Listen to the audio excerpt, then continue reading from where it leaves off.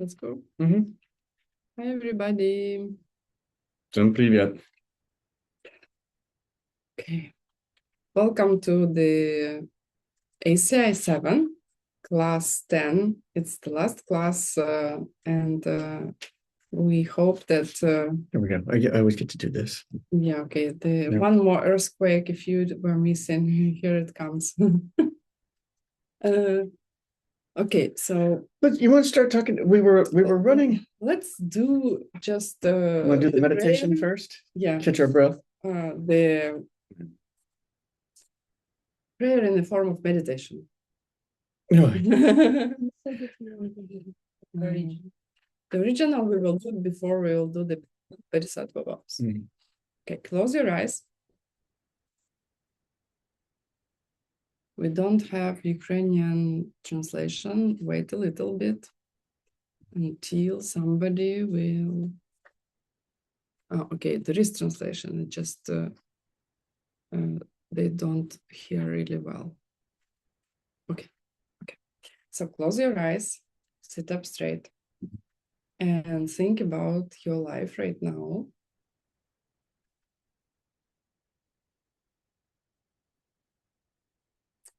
And think about the biggest challenge you have, the biggest pain you have in your life.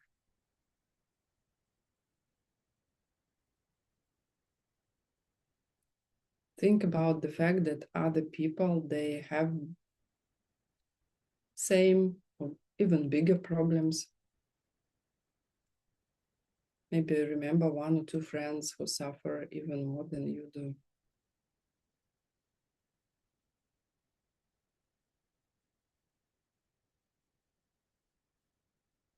And probably other people have the same, right? And think about the fact that everybody whom you know, everything comes from your past actions. The words you have spoken, the thoughts you were thinking, you've been thinking, and actions, everything that you have done.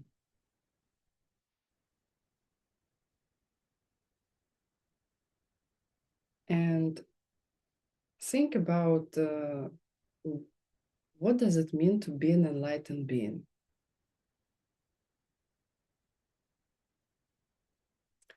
Of course, it means to have a body of several parts. Mainly, you have the body of light and you're all-knowing.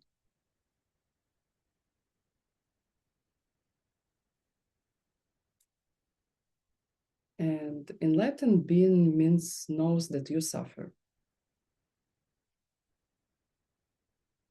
And one of the qualities, they can help you. They really can.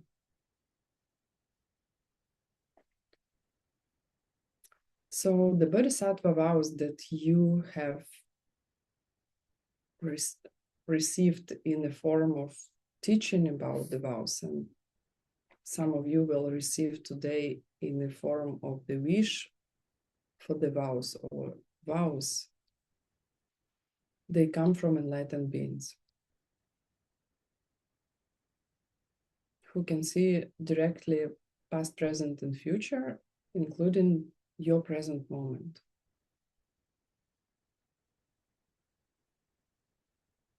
And somehow they decided that exactly this set of vows is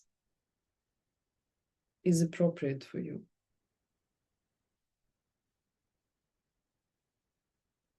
How they decided? Because they also see your karma. And they know exactly how you should change your behavior in order to overcome this big pain that you face and everybody else faces.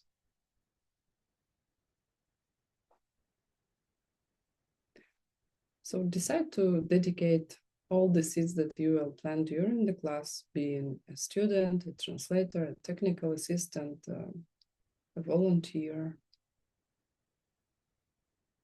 a teacher, to get to this perfect world where nobody will suffer and everybody will be happy and happy.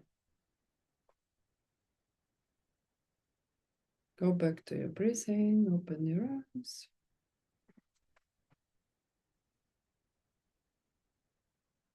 Uh, 25 years ago, people said, well, these came from an enlightened being. And I would have been like, well, maybe.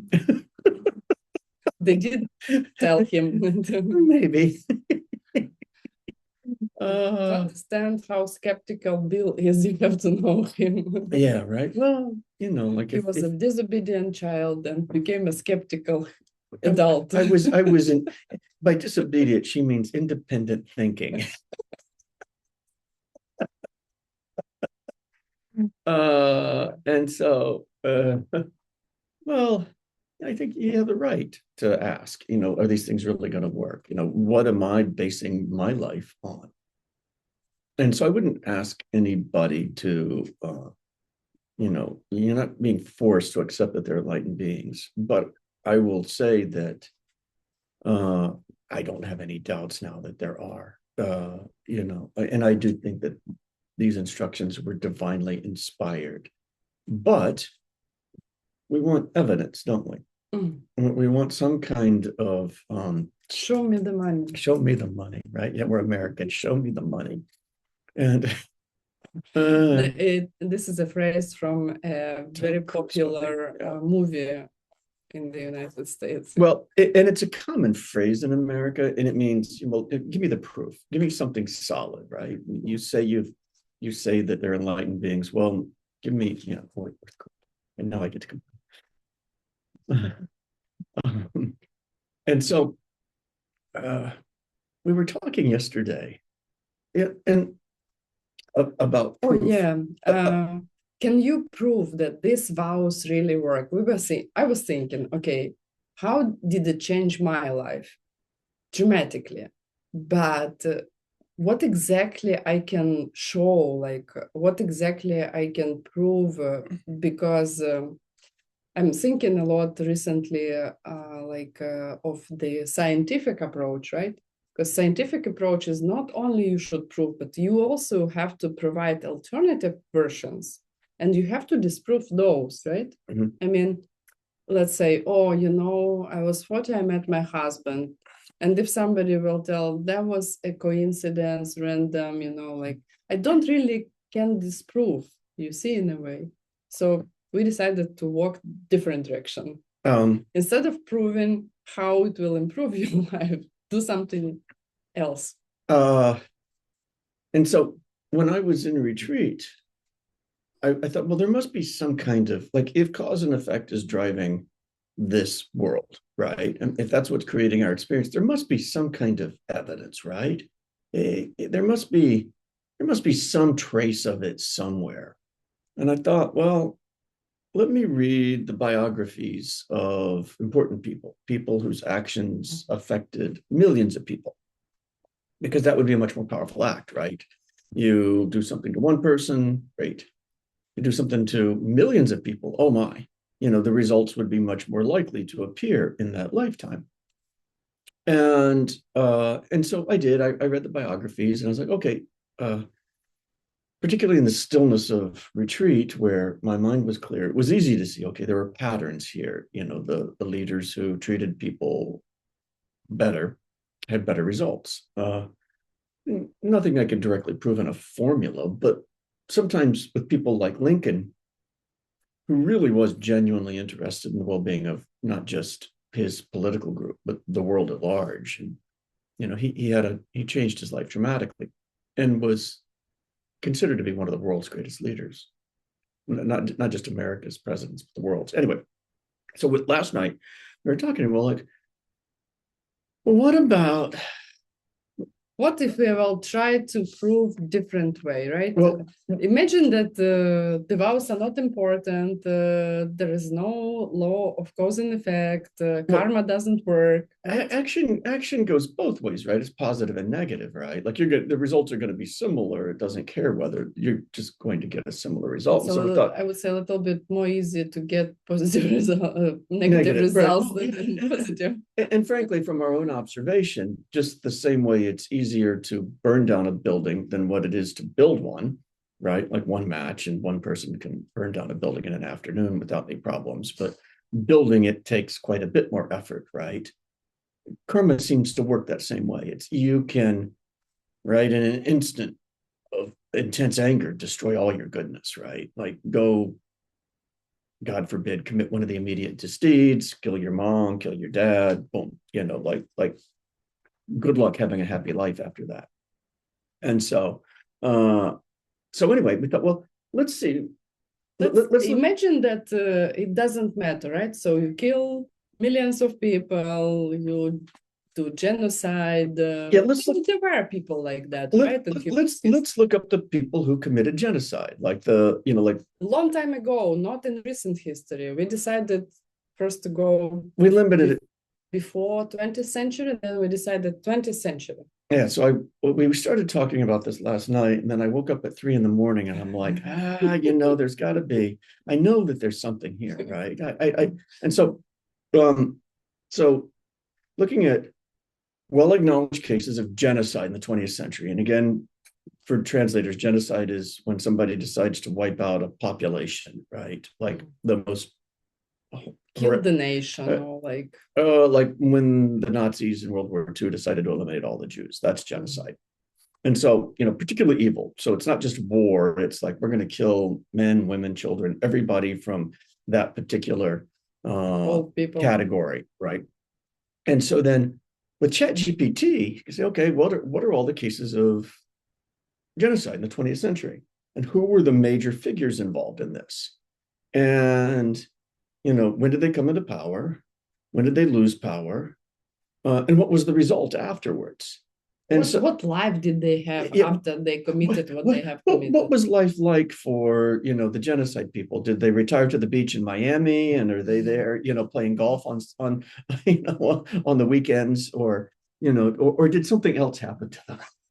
Yeah, and the reason why Bill talks about beach in Miami, because his father, he was living there. He had a pretty good life, right? Yeah. I mean, he had his issues, but he took care of many, many people. So this is with ChatGPT, you can do the research. I mean, this would have taken, I guess, 6 months of probably like 20 people in a historical department at the university. Yeah, so this would have taken a long time to gather. Hang on just a second. Please. Oh, it's exciting. I get to go fast. This would have taken a long time to gather, but with ChatGPT, I was able to pull it up quickly. And so here, and again, I'm not interested in the politics of it. It's not about liberals or Democrats or this country or that country. It's about individuals and what they got when they decided to kill an entire group. And so here we go. I think this is, okay, so here's what we got down to. And I'm just going to, I'll show you quickly, here, let's see if I can scroll down. You can see, I just went through, and this is the list of all the people. And so I'm not going to go through that, and I'm not going to get into the politics of it, but I'm going to just read you what happened. Just the last column, somebody who was involved in genocide, and just maybe tell them the countries or more or less. Okay, so this was a genocide that happened in Africa, and this is what happened to the people. German Southwest Africa. And all of these 1904. All of these are 20th century. So the person was removed from command. Next one was abdicated and exiled. The third one, no clear consequence. Okay, well, that's not documented. Not real powerful. Okay, so then the next one was a Central Europe genocide. Person fled, exiled, assassinated, exiled, killed. Second. Third, exiled, assassinated. Fourth, assassinated. Fifth, executed. Okay, interesting. Trial and executed. So this is the Holocaust. This is the Nazis reading through, and each one of these is an individual person, right? So like Adolf Hitler's the first one, and Heinrich Himmler's the second one, and then I'm just going down. Heinrich Eichmann, Kaltenbrunner, etc. So first one, suicide. Second one, suicide. Third one, assassinated. Fourth one, tried and executed. What are we on? Fifth one, executed. Sixth one, suicide. Seventh one, executed. Eighth one, suicide. Ninth one, execution. Ninth one, convicted, executed. 10th one, convicted, executed. Okay, we're seeing a pattern here. There is a pattern, definitely. Okay, so the next one, this one happened in the middle of the 20th century in Cambodia. First person died before trial. Second one, life imprisonment. Third one, life imprisonment. Fourth one, died during proceedings. Fourth one, found to be insane. Okay, dementia. The best you can do here. That's the best case here of these people. Sixth one, killed internally by his own people. Seventh one, arrested and died, detained, died before conviction. In a jail. Okay, so nobody's moved to Miami to play golf yet, have they? Rwanda. Rwanda. Okay, killed, exiled, life sentence, imprisoned for life, imprisoned for life, imprisoned for life, imprisoned for life, imprisoned for life, imprisoned for life.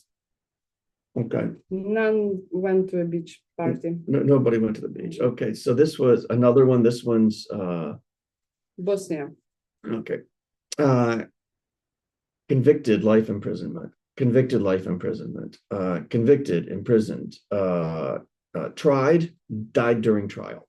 That's about. Boy, being on trial seems to be dangerous for these people. Lots of them don't live through it, do they? Yeah. Guatemala. Maya genocide, very famous in 80s. Exiled. Convicted for genocide, verdict annulled. Okay. No genocide conviction.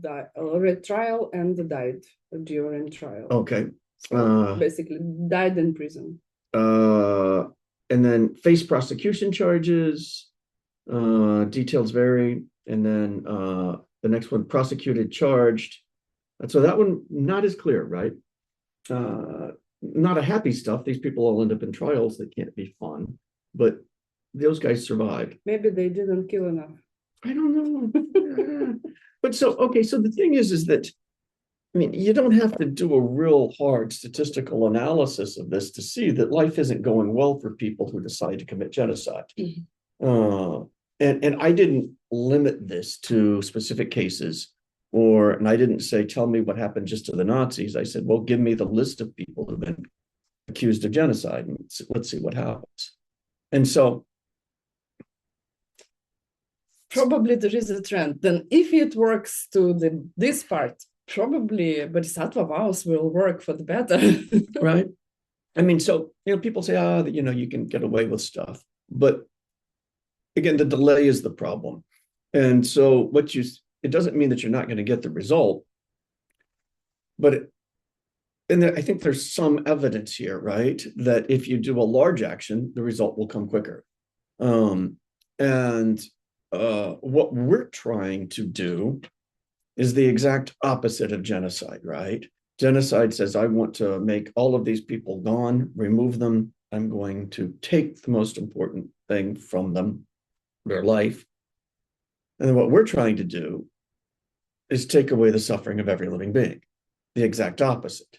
Very powerful action, by the way. And so we're not going to limit it to one group either. We're not going to limit it to one planet. We're not going to limit it to one species even. I mean, every living being, right, in the entire universe. And so then you get a sense for how powerful that could be. And like, maybe that could be the cause for something extraordinary, maybe. So we have finished the vows. Today, those of you who are ready, who did the course and at the very least submitted it, maybe it's not, you don't have a certificate yet, but at the very least submitted, you will be able to get Bodhisattva vows. All the rest you can either renew, or which is always a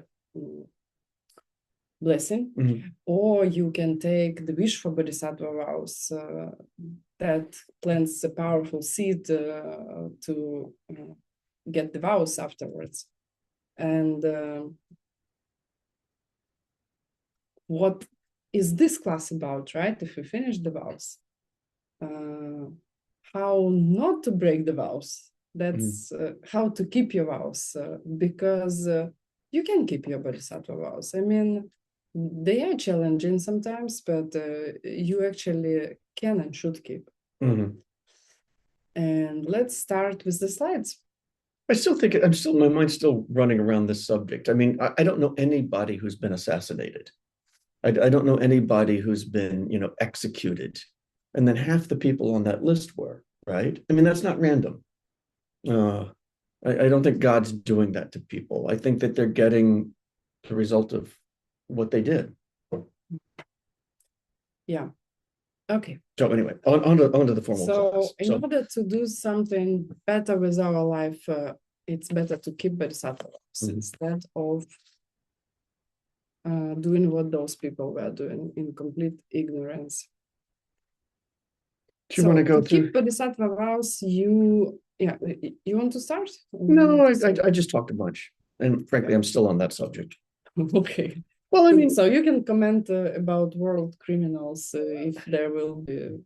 I guarantee you, with a bit more research, you could make a pretty good academic career out of it, right? Like trying to statistically trace cause and effect.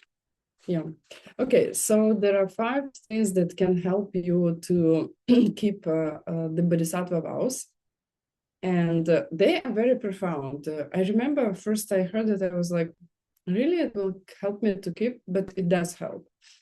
First, if you respect the speech of the Buddha, is like in Tibetan, Sun La Gopa. It means basically, this is why I started today's class with this short meditation. Imagine that an enlightened being gave those vows to you, because if you understand what an enlightened being is, they have no problem to deliver to you any kind of message. They have no problem to understand what your reaction will be, to give you exactly what you need in exact time you need in order to have the results that are predictable. There is zero uncertainty for them. It's like as Bill, he is a good chess player. He recently beat someone. The play was ranking 2,450. I had an unusually good game. I'm not that high. It was like the international masters level game. I just had a good game. And he usually says that it would be unfair to play with the Buddha because they know all the steps in the game, all the movements, and I mean, they know who won before they ever started. Yeah, you wouldn't even have to attend the tournament. You could just like send them the results. Yeah. And so I understand, and in these teachings, there is a lot that we take as an assumption, right? But well, and do people understand? Like, if you could see all 3 times, right? Like, you don't have to figure it out. Like, a Buddha doesn't even have to say, "Well, he moved his knight there." Yeah, and so they can see the beginning and ending of the game before it ever starts. Yeah, it's obvious for them. Like same thing. You don't have to. You're looking outside of the window and you can see you can tell straight if the sun is shining or not, right? I mean, you don't really think much of it. Same, they know exactly what to expect and what will happen. So if we take this assumption that such a being exists, right? Mm-hmm. And this is why we take those vows, then it comes directly from this person.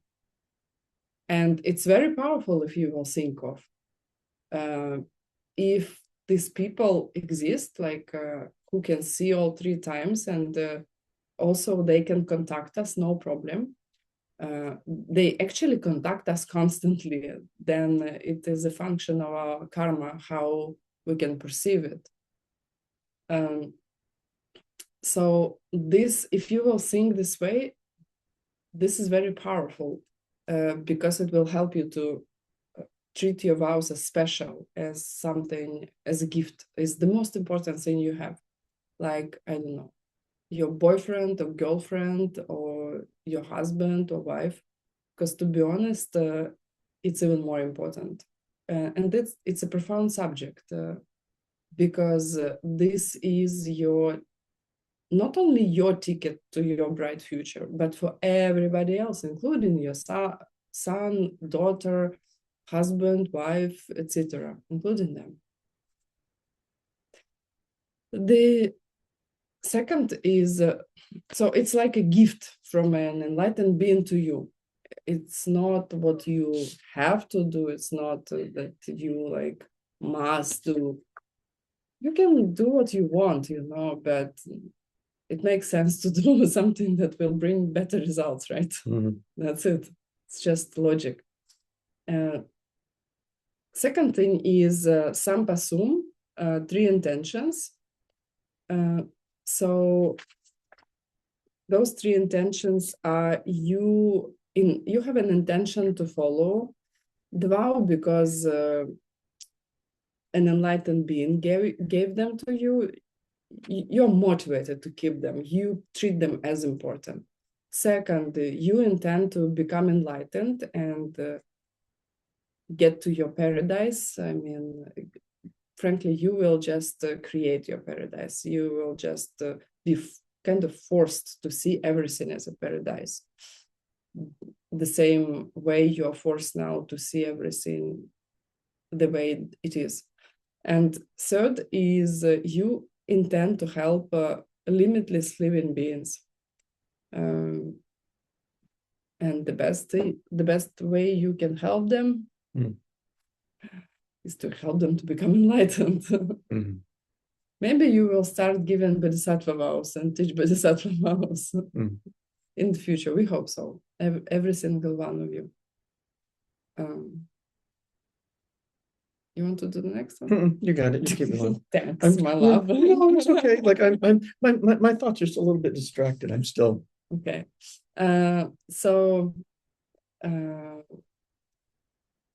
Because we have when I'm getting a little bit tired to talk, I think it's a great way that we can do the class together, Bill and I, because I'm getting tired and I'm like, Tintin, okay. Your turn. Okay. That's fine. I can continue.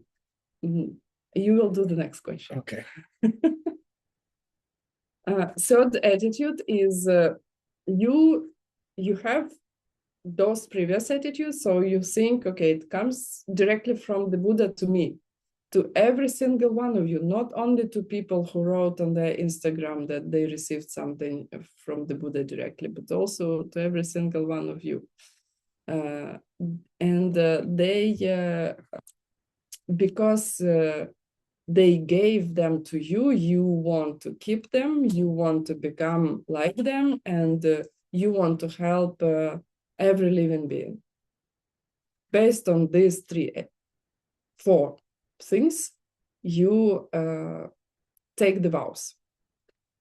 Step 4 is you respect the vows as something that is the most precious thing you have, based on those 4. And step number 5, because of the previous points, you avoid breaking them in the first place. So avoid breaking them is the best antidote, is the best strategy. You avoid even to come close in the first place. How you can do it? I think, like, are the vows really a guide to getting to enlightenment? Yeah. Yeah. One of the examples I like and think about quite often is, if we had a wish-giving jewel, we wouldn't know what to wish for.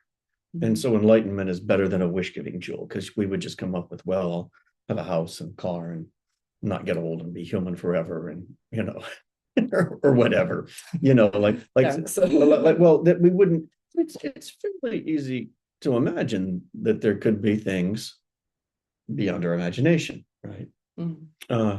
And that there could be beings that have reached it and would guide us to us. And the vows. Oh, I don't know if I want to take vows. Well, I mean, nobody's forcing you. But you are crazy if you don't want to take them. And I think,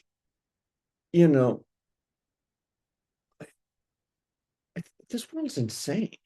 I mean, this world's like literally like violently insane. And it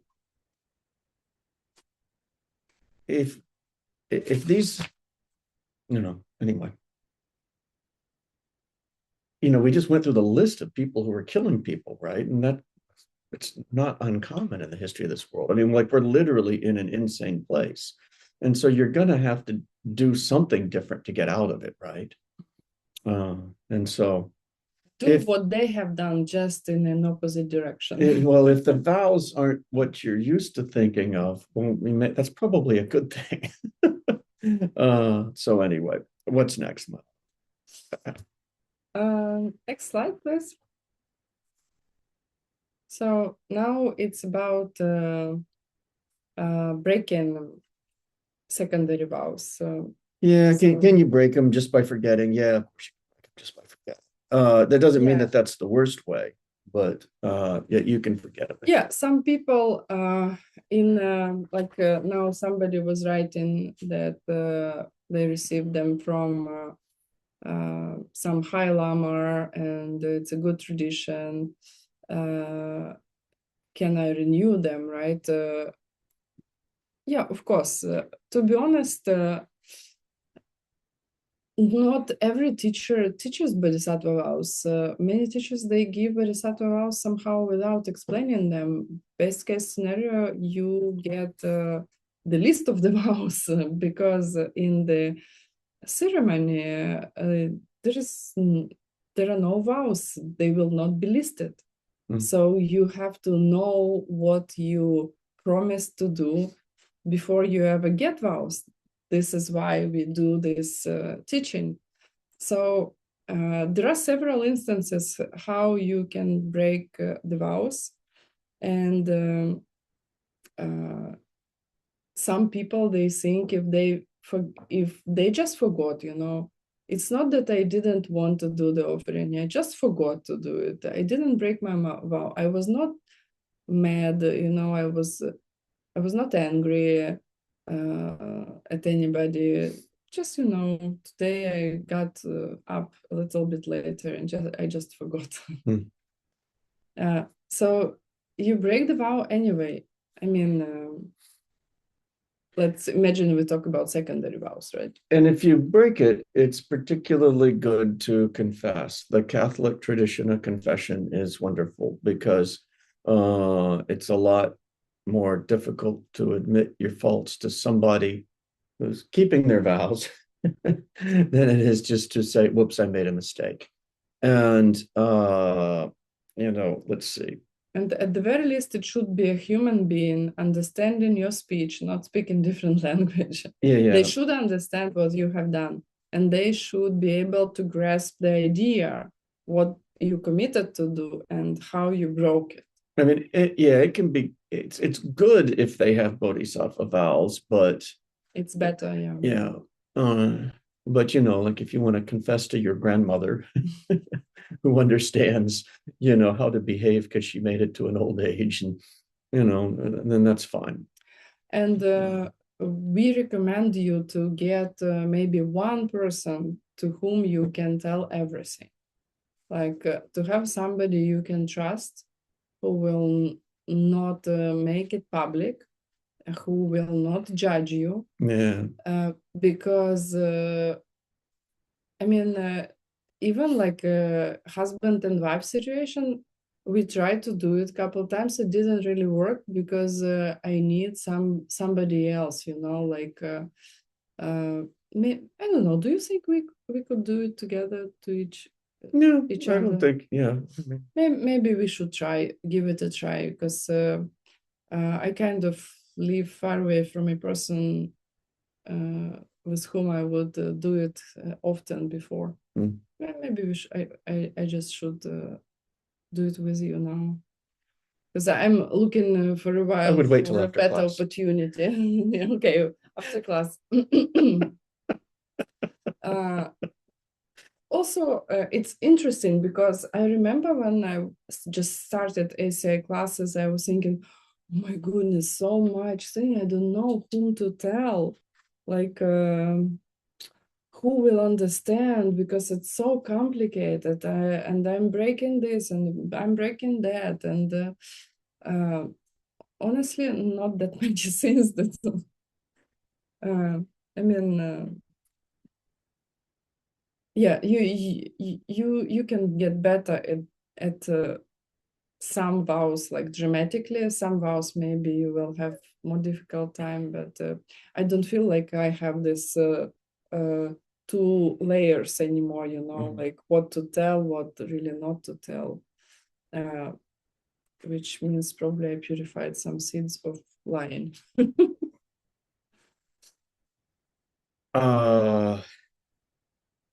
Next. Okay. 5 things that make an action, a breaking of a vow, more or less serious. Yeah, that's important. Okay, so some vows, number one, some vows are more important than others, right? Like killing is obviously going to be bigger than, By nature, they yeah, say, right? By yeah, nature, killing is worse than stealing. yeah.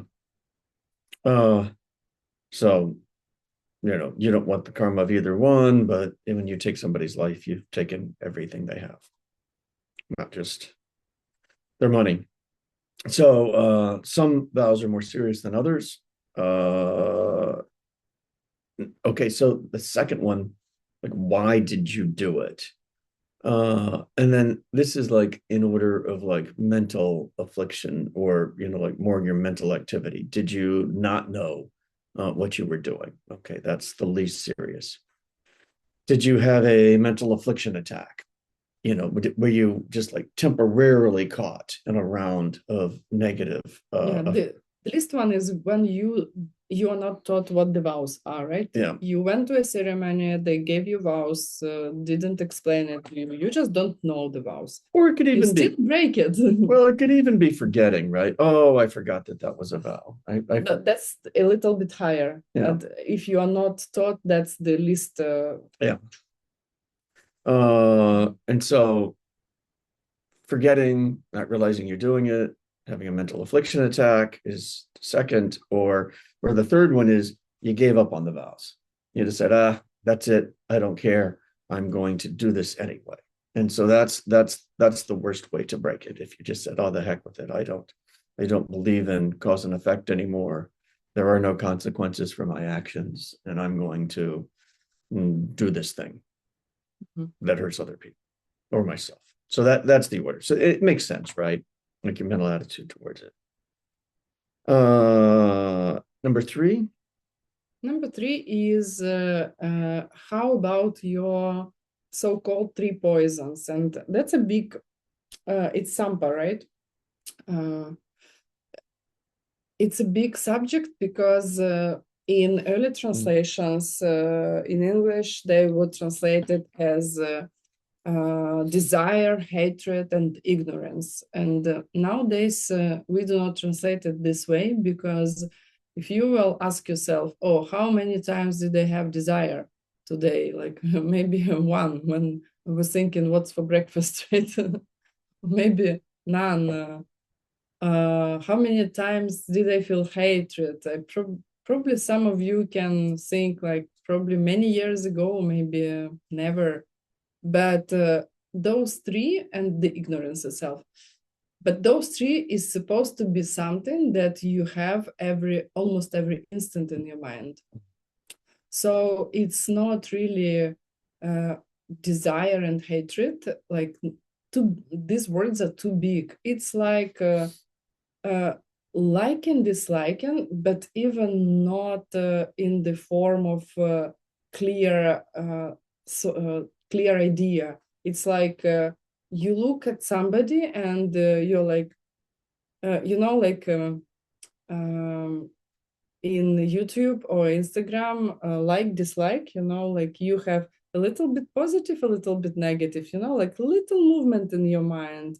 Like I look at, I don't know, we have here, our students brought us, like I look at this and I feel like dislike, too much cheese, like, oh, like something good, some kind of gem. And it's not like big, like it's like just a little, or like I look at Bill. Pass those around. This came from Hune. It's a great bakery across the street. I look at Bill and even different parts of what he's wearing. I like, dislike, a little, just a little bit. And look at me, like, oh, like, dislike, like my hair, for example. Little. It's not that I hate myself. It's not that I desire myself, It's like chin, chin, chin, chin, chin, chin, chin, chin, chin, constantly. And why it is so bad? Because it's all based on ignorance. And ignorance is not also a big thing. It's what we never notice. It's like this is why the Matrix movie is so popular, because it's like this matrix that nobody sees and nobody knows about, and that makes them slaves, right? They have no idea what matrix is, and they are in the matrix all their life. They don't have life. They are little batteries, right? And they don't know what matrix is. So that's ignorance for us. That's the matrix. It's like this by default idea that everything is disconnected from me. It's by itself, not coming from my past actions. And it's so all pervasive that we do not even know we are in it all the time. And it's not that you can't like or dislike things, right? Like I dislike it when people are sick or they don't have what they need. And I like it when people get what they need, when somebody overcomes an illness. You can like or dislike things. And like I like this jacket. I like it. I like every bit of the color. Okay. I will demonstrate. But I wouldn't hurt anybody. Like liking and disliking becomes a problem when you would hurt somebody. Like I'm going to, and if you would hurt somebody for what you want, that's when it becomes a problem. Okay, now easy. How to understand that on the, not pizza, on the Hune pastries. Mm-hmm. So how ignorant liking looks like. Yeah, so I'm well, I know Ina likes the jam stuff, so I'm gonna get it first. That's liking. Okay. Yeah, right. Like I better grab the jelly stuff before she gets it. Because I'm ignorant liking. Because you're like, right. You see? Well, like, and it's baked into ignorant disliking. Well, that is good. I'm gonna take it. Perfect. It's so we had an argument this morning about whether Hune pastries were the best or not. Non-ignorant disliking. Okay, maybe nobody wants it, and then we will. What is that one? Is that one a savory one? Yeah, usually I like this better. Yeah, usually, yeah. So anyway, they're really good. If you come here, we'll buy some for you. You will able to hurt another person or be greedy because of something you want, that's ignorant liking. If you can hurt another person, even small way, when you want to stop something unpleasant, that's ignorant disliking. Yeah. You are avoiding, like, in school classes, at school, we had this horrible experiments, like little amoebas or infusorias. They were in the drop of water, and then you put acid, and they're like, no. That's ignorant disliking, when you do not think, oh boy, it comes from me. Better stop doing something. All right. Yeah, ignorant liking and disliking. What next, my love?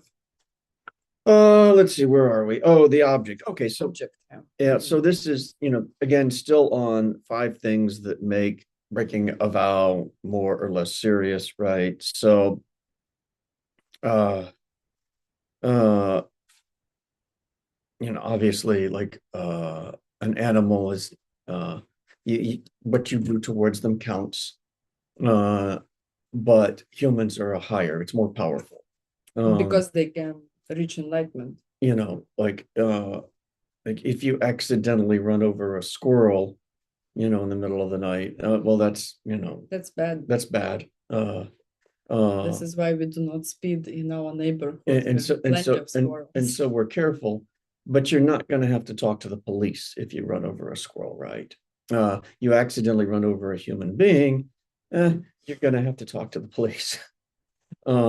And so, the object is higher. And then and then if somebody has helped you a lot, like your mother, right?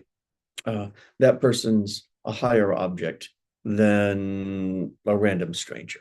And because they've helped you, they gave you life and they took care of you. And so it makes sense, right?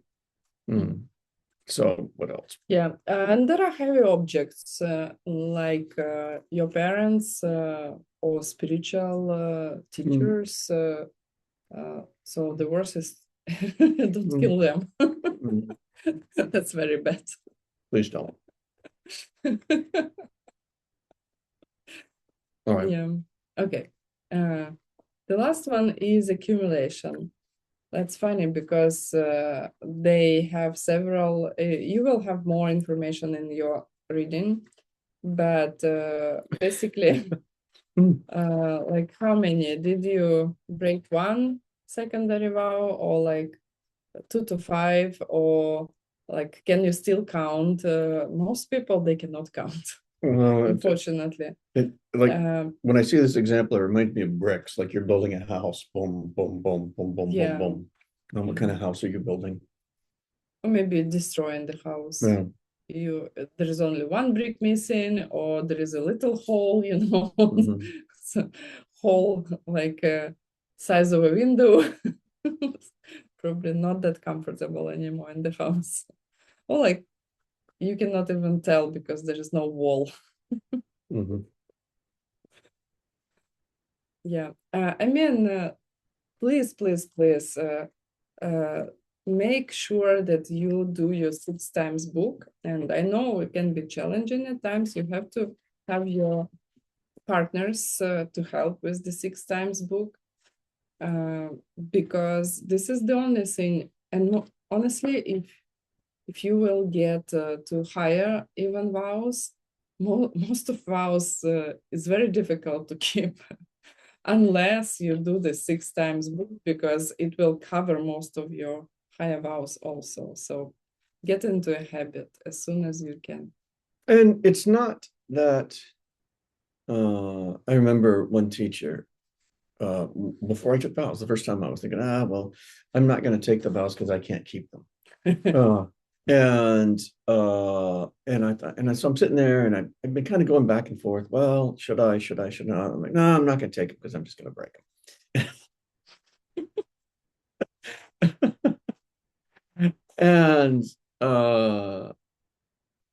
And then the person being the person, I had the sense that he knew what I was thinking. And he said, well, if you're thinking of not taking the vows, because that's a bad idea, because you're going to break it.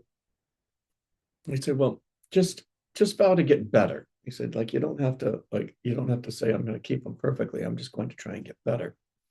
And so I did. I took them and and was glad I did.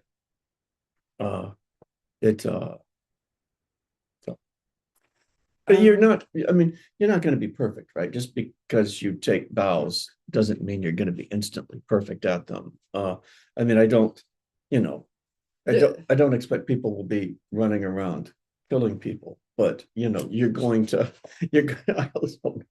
to talk to somebody. uh, but, uh, um, uh, but am I ever going to ignorantly like or ignorantly dislike something? Yeah, it isn't that you have to be perfect. It's that you have to be struggling against your mental afflictions and trying to fix them. Yeah, remember, as long as you struggle, you don't break the secondary vow. Very important. And you can vows can be patched. Uh, I remember what convinced me to take Bodhisattva vows. I was like going through them for a while.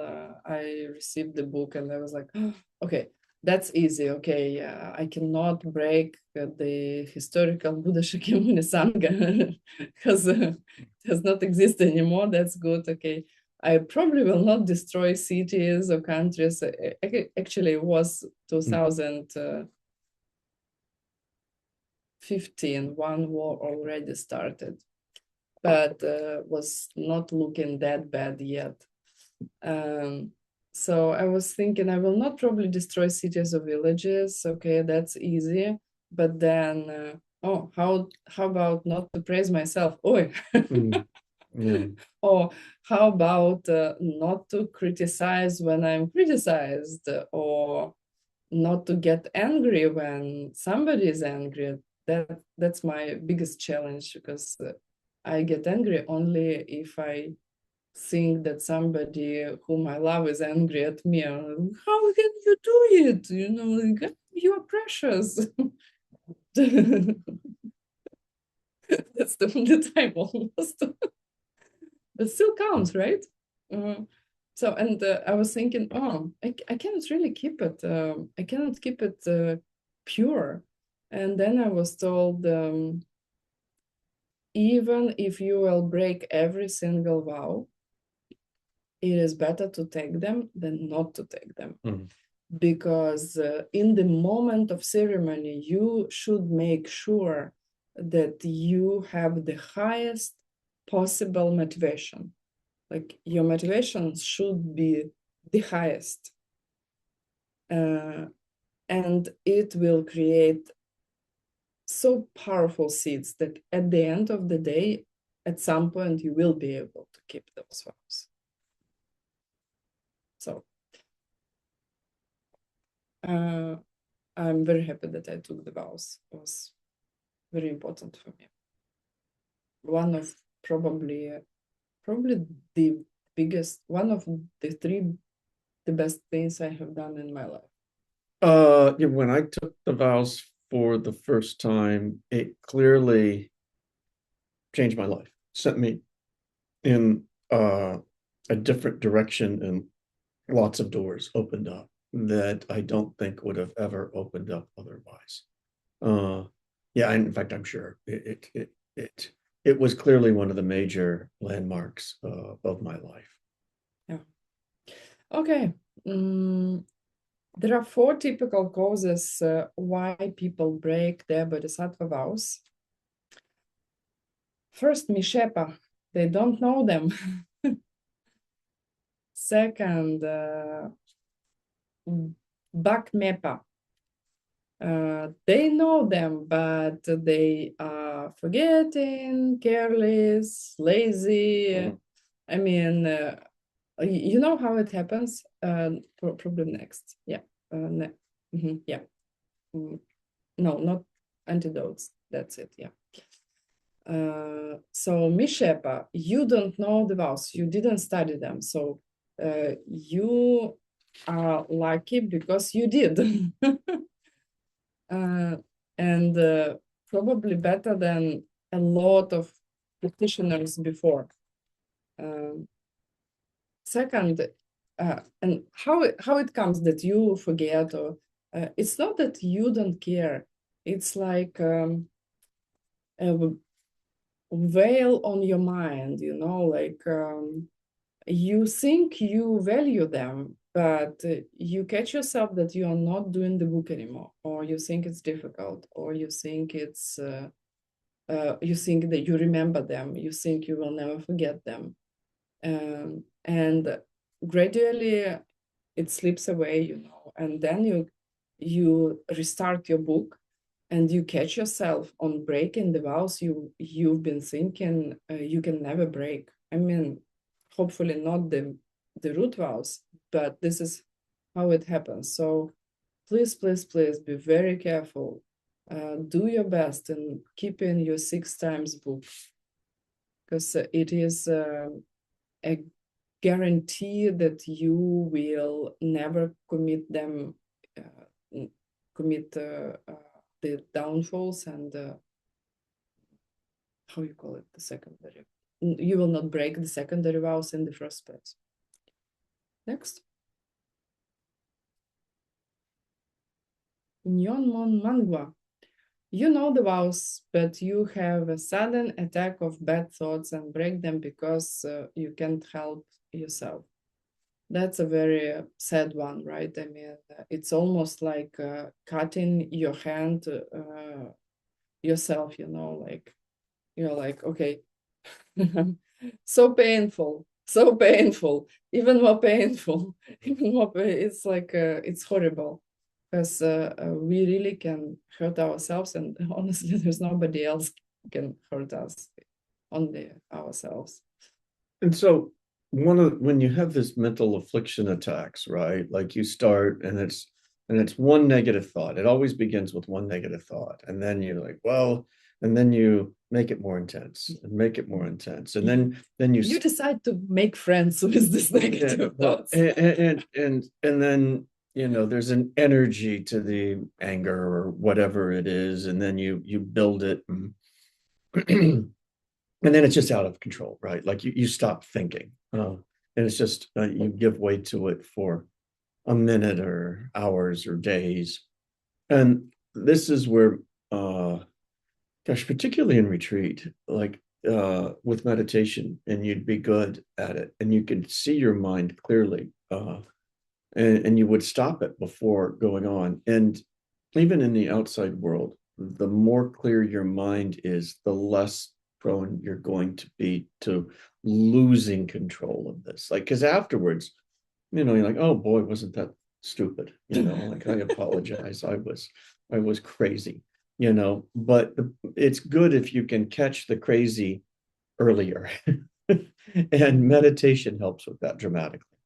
Or gives you a room, like you see it's coming. And there's a virtuous cycles, right? So then you catch the mental affliction attack early, and then you can meditate better. And then you meditate better, and you can catch the mental affliction attack early. So that's like one of the main benefits of early benefits of meditation. And I can give you a trick as like I'm helping people a lot with their problems. How to say? If you don't have problems walking this path, ACI path, you do something wrong. If you have problems, congratulations, you're working. Definitely, you are working on something.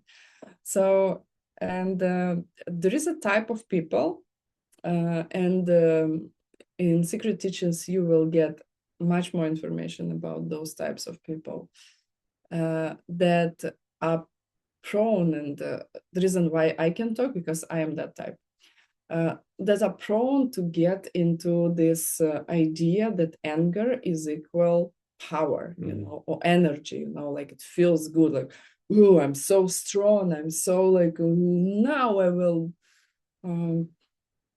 fix everything with the anger. Like, did you see explosions, how they fix everything?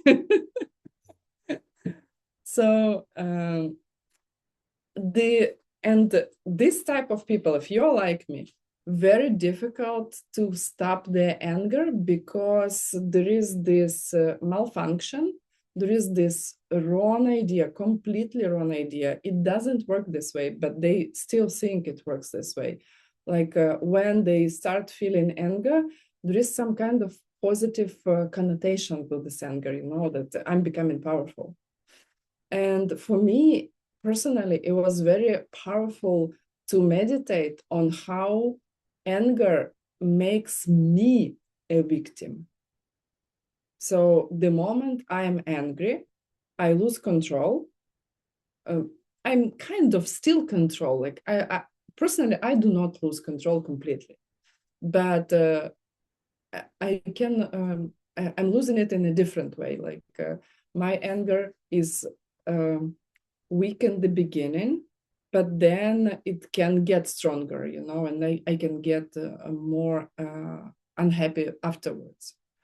So if I do not catch me becoming a victim of my anger, if I think it's I'm becoming powerful, instead I'm becoming a victim, what really is, right? What really happens, then I will be prone to become friends with my anger, and then I will suffer of the consequences. So if you will realize clearly in your mind, anger equal you are a victim of anger, you are destroying yourself and of course other people, but first of all yourself. Then you will have easier time to stop your anger. Anger makes you a victim. You're not a winner anymore. It's not powerful. It's a weakness, right? These meditations I did probably like 1 month of daily meditations, like to see my moment of anger and how in what moment I stop being rational. I'm becoming a victim. I do what my anger tells me to do, not what I want. There's no me actually anymore. I'm disappearing when the anger comes. So for people like me, it will be helpful.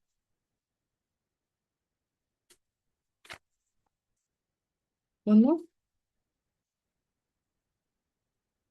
Yeah, one more. Magupa. You disregard your vows because you disrespect your vows or the Lord Buddha who gave them. Yeah. That's the worst. Just giving up. Don't believe it anymore. It's wrong worldview, right? Yeah. Okay. I'm thinking, is there anything important that we missed? Yeah, the 6 times book, please. If you have difficulty with it, get a karmic partner for it. Karmic partner solves all the problems on this planet. Very easy. Anything you want, karmic partner. Offer somebody a notebook for 6 times book. Well, next time we have to buy books for people. Oh, that's how we will replant our seeds. Yeah, we'll get better at it. Yeah, we are not very good with presents. Sorry, guys. We're good with blah, blah, blah. Yeah. Okay, let's go. Next one. Almost there. 2 more questions. 2? You think 2? I was thinking 1. Yeah, that's it. Oh, are you there? Yeah, we just finished. No, did we do the 4 antidotes? Oh no, we didn't. Yeah. Okay. Yeah, go. Okay. So the antidotes, we went through the 4 problems. What are the antidotes? Obviously, what's the antidote for not knowing the vows? Knowing the vows. Become a master of it. All right. Become a master. And if you go through the 6 times book, you'll go through it just many thousands of times. You'll know them inside out and backwards. Yeah, let's see. So what's the antidote for being careless or lazy or forgetful? Being mindful. And so, and again, that's kind of the next 2 are kind of related. It's just a matter of degree, right? So the second one's being forgetful. The antidote for that's being mindful. The third one is having a mental affliction attack, which is just an extreme example of being forgetful, right? Like I didn't just forget once, I forgot for however long my anger or jealousy didn't unfriend my anger. Yeah, right, exactly. Yeah. And so subscribed to my anger. And so identifying, so the antidote for a mental affliction attack is identifying it. And again, meditation will help for both of those things dramatically. And just honestly, even just keeping your 6 times book you'll get better at identifying it, right? Like if you stop, and then it's a small action, but you're doing it repeatedly, and so it will end up being powerful over time. And you'll get much better. You're like, whoop, just caught it, even without formal meditation. If you do it regularly. Yeah, the meditation, my experience is even you start meditating like 15 minutes a day, 10, 15 minutes a day. By the end of the month, you have to see the difference. Like you will have this impression that you leave the house without having done your practice is like worse than you didn't brush your teeth. Mm-hmm. Like you didn't brush your mind, you know. Oh, and you'll start to, and so then the fourth one is you disregard the vows, and you disrespect them, and then the antidote for that is to feel respect for the vows. But how do you feel respect for the vows? You get results. Well, okay, that's a really concrete way. Like early on, when I healed my sciatica, like I'd been in severe pain for more than a decade. And then I show up to the teachings and start doing yoga, and it went away. And I'm like, oh, okay, that was unexpected. Something's going on here. But it's also personally, and I think if you're here in these classes, you're probably somebody who likes a logical explanation, likes taking an analytical, academic approach to it. And the more you study and the more you wrestle with the ideas, the more you'll find that the explanations are good. And so, like this morning, like sometimes I wake up in the middle of the night. I woke up at 3 o'clock, and I'm like, oh well, emptiness meditations, and I was like, and I was so happy to get Paula's book, and I'm like, oh, okay, well, there's like I'm on the mind only school reasons for like what no self is, and it's exciting, honestly, because you're looking at it and you realize the power of it. And it's not the first thing that you're going to probably be excited about, but over time, yeah. But over time, like when you see the power, the ability of it, like you heal your back and, you get a brilliant, loving wife and like good things start happening, right? And you have Hune Bakery right across the street. Really, no, it's a better bakery. Pastries used to be lousy in the United States. Hune Bakery, that's a minor stuff. We have the best. To whom? No, but we have the best coffee place, probably in Chicago, 200 meters from our house. And if you think that's it, we have just brand new open restaurant that wants to be a Michelin star restaurant, like man who, in our street, like 150 meters from us. A man who earned a Michelin star opened a restaurant that you could look out. In fact, you could look out our window at his restaurant, because that's the way life goes, right? Because it's random. Randomly have Michelin star chefs opening restaurants. It's famous for cooking in Diamond Mountain. When McMichael was doing his secret teachings, he actually not even that. He first showed up for McMichael teaching in a silent retreat when McMichael was doing his 3-year retreat, and he got to cook for him right away, even though they would not allow people like. It must have been past life. Outside, it must have been past life, because I showed up when he was doing his 3-year retreat, and started cooking for him right away. Like I showed up in the tent. So don't worry. I'm not worried when I was billed that I will not have food. I'm worried that I have to lose weight somehow. But it's fun, and that emptiness meditations book, I'm on the second reading of it. When I get through a third, if people want, keep teaching, my love. Yeah, well, it's fun because it's approachable, but it helps if you discuss it. So, like, by the way, you can ask him to give him teaching. If you will ask him 3 times, he cannot say no. So, no, it's fun. The Diamond Cutter books are really fun. They're really they're for people if you're anyway. Last question. We have something from Lena Spellman. Why a person disappears when he is in anger and there is only anger that left? I think this moment projection support state of a human in anger and creates similar seeds. And if you maintain the state, if they do not stop themselves, it should be also the same when people are joyful with the good result, but in joy we do not disappear, that only joy stays, or was it figuratively? What I meant is that you are not in control anymore, like you are possessed by, there is a word in Christianity, possessed by a demon, possessed by something, right?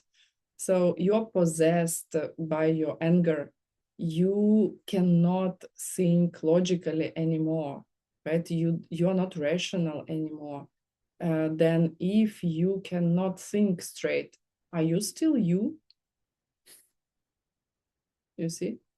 And when you are happy, is it the same or not? Like you're possessed by your happiness. You're not you. You don't think straight because of how happy you are. Probably that's also that's already not happiness, maybe bliss. If you cannot think straight. Yeah. Okay. Next.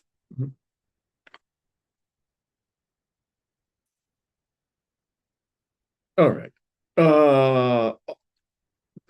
Why bother keeping the bodhisattva vows? Why bother? Very good stuff, my love. Well, that's seriously, right? I mean, why bother? I got, and I say that if people can tear their lives apart with genocide, you can do the opposite and build a paradise by taking care of people. I say it's possible. And I say more than just possible, I think you can get out of suffering altogether and get everybody with you. I think it's possible. Things change. You can change them for the worse, or you can change them for the better. And I am going to say, and Nagarjuna is going to say, and Lord Buddha is going to say that you can change it to extraordinary things beyond your imagination. So that's it. I think we can almost stop there, but because it's Golubka, there's more. Temporal benefits. Ultimate is your Buddhahood, and I mean, I remember when I was listening about those Buddhahood stuff, I was like, yeah, okay, far away, don't know.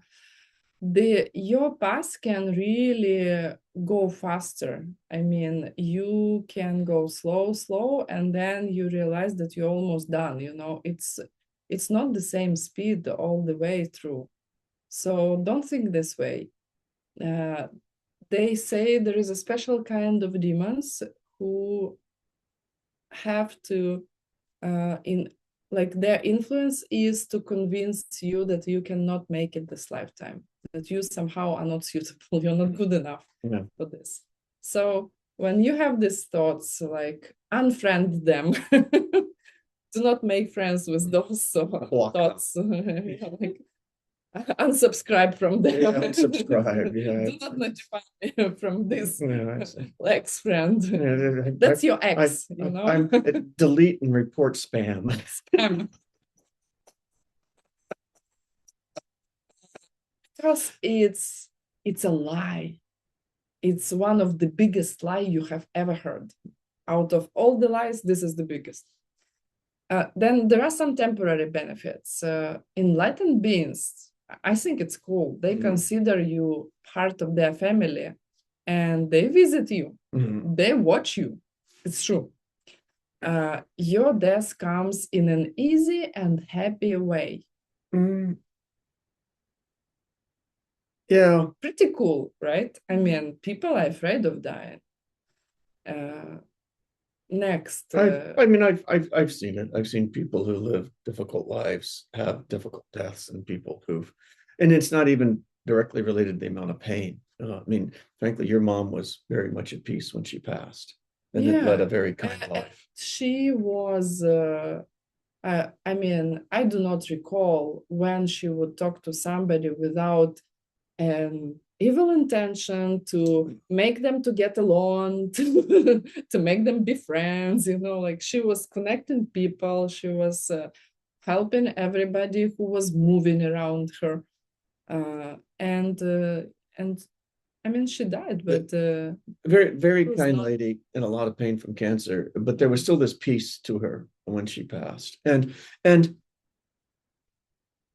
ultimately, I'm still hopeful. I'm not enlightened, but I'm hopeful. It's still the goal in this lifetime. And I think that if you really work, if you really have a passion about this, you can change things to the point where you don't even have to die in this lifetime. And that's and for some people, really work means to be kind to themselves, not only to serve others. Yeah, that's you have the to be real work. both. Yeah. Next. You were reborn in a place where there are teachers and others practicing the Dharma. Part of what I'm super motivated by teaching this stuff is I want the world to be happy. And I also want to study Dharma. Well, and if I don't get out this lifetime, if I don't get out of samsara this lifetime, I want to have earlier access to the teachings and to have good teachers, like really good teachers. We're very fortunate that Geshe Michael has redone, these courses in a format for Westerners, and I don't want to lose access to that. You're just lost. I mean, you're yeah. A child in the jungle without it. Like how great are the seeds that you have planted to know Geshe Michael, like A+, right?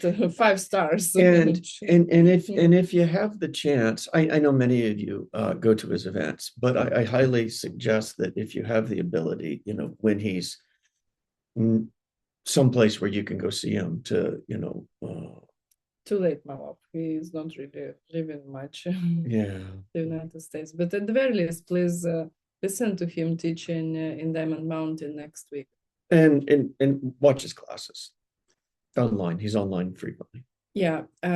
For those of you who know that Geshe Michael is up to teach some secret teachings and give some secret empowerments in the fall, please do not forget that you have to do the homeworks for all the Delam, for all the Lamrims that he has taught. So you have to have certificates. By the way, us too, my love. We have to do all the homeworks and quizzes and exams. They're not very complicated and the classes are not very long. So just do it and listen to him teaching. Maybe next time you will meet him when you are a newborn, not when you're 35. When did you meet him? How old were you? 2000. I was 33, a little 34, 33, 34. Okay, yeah, almost same. Yeah. Next. I just turned 34. In this life, you accumulate great merit, your life gets better, and your morality improves. Don't come to us and say, like, oh, my life is going to hell. Review your bodhisattva vows. There is definitely something you are missing there, or your lay person refuge vows. There's probably a gap somewhere that you do not see, because these vows are a powerful karmic partner on its own. Like, imagine it's a living being. Don't hurt those vows. Try to keep them. Last one. In future lives, you are automatically a master of morality. Yeah, you'll just just behave better. And you will not get bad results. There was only one thing I forgot what it was. I really wanted. I remember. there was like, you have to learn your mental afflictions and follow specifically the vows related to your mental afflictions. That's a big deal. It is very practical. Please find at the very least your 5 biggest mental afflictions, different ones, right? And you probably do not know the worst one. The worst one knows your partner or your family. Yeah, ask your partner what your worst one is, or your best friend or something. Because everybody, you ask them, well, what's if you ask somebody what their biggest problem is, and they'll tell you number 2. Yeah. So there's a list of 20 main mental afflictions, course 11, I think. We will find and give it to you, and work on this list, and then it will be much easier for you to keep your vows. All right. Okay, we have one more question from the last time. I think it's to our Ukrainian translator, and I think, okay, maybe course 10, yeah. To Ekaterina, and I have a suggestion. Why don't we record a message to her directly? Okay, that sounds good. Yeah. So we will answer, we will record probably an audio or something. So now we're going to take a break, a short break. We do not do dedications because we have an unfinished thing to do to the next. That's funny. People are connecting more and more. Showing up. Yeah, we're gaining people instead of losing them. More than that many more. Yeah. Again. Yeah. Okay. I check to make sure we're not chasing people away. Yeah. Okay. Don't miss, because Bill knows who is missing. Yeah, I know. That's nice. Okay. So we will do ACI 8 in I talked to Yulia, I do not recall. I think it's either late April or early May, somewhere there. We will notify you. Class ACI 8 about basically realms of existence. One of my favorite ones. Death in the realms of existence. Death and realms of existence. Like, what are your chances if you died today? Where are you heading? Well, I think it's helpful to think about what the possibilities are up and down. Yeah. And we will do a break. How many minutes? What do you think? 5 or 10?